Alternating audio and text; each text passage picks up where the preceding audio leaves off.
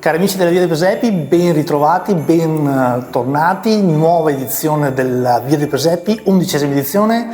Quest'anno partiamo con un presepe novità. Siamo a Castelfranco Veneto e siamo all'interno del teatro. Con noi Maria Gloria Simonetto, AIFO Castelfranco, ben ritrovata, buone feste a te, buon Natale soprattutto. Benvenuto. Raccontaci un attimino come si struttura questa bellissima mostra. Grazie, sì. La mostra dei presepi è una rassegna, una raccolta di presepi che ci vengono prestati da collezionisti ma anche da artigiani oppure da istituti che amano lavorare sul tema della natività. Per noi la storia del Natale è una storia di dono, di inclusione, di solidarietà, che però ricorda anche momenti di esclusione, anche di persecuzione, di fragilità.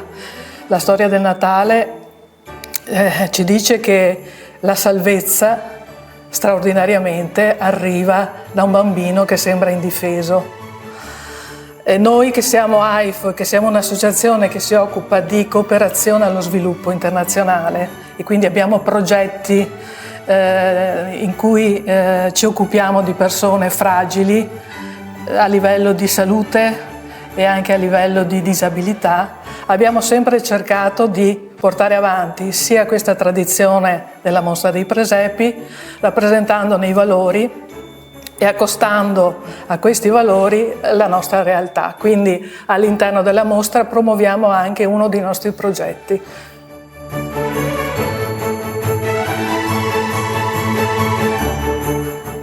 Le immagini stanno passando in sovraimpressione, quindi raccontaci un attimino come si sviluppa questo percorso, se c'è un percorso da seguire. Allora, non c'è un filo, una storia che viene narrata, ma è esporre la diversa creatività che ci viene proposta su questo tema, sapendo che noi appunto siamo particolarmente portati al discorso di lavorare anche sull'inclusione e di dare un messaggio anche ai visitatori.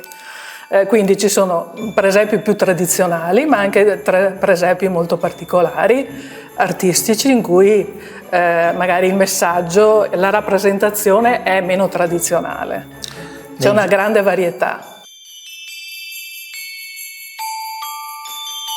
Nei giorni passati ci hai detto l'affluenza è stata molta, fra poche ore è Natale, quindi ti lasceremo andare a festeggiare, come andrò a festeggiare anch'io, la Santa Messa, la nascita di Nostro Signore, però per i telespettatori che devono ancora venire, devono ancora organizzarsi, quali sono gli orari per venire a Castelfranco e visitare questa mostra? Beh, la mostra è aperta fino al 6 di gennaio. Nei giorni festivi e il sabato è aperta anche al mattino dalle 10 alle 12:30, nel pomeriggio dalle 16 alle 19. È chiusa di lunedì e di martedì.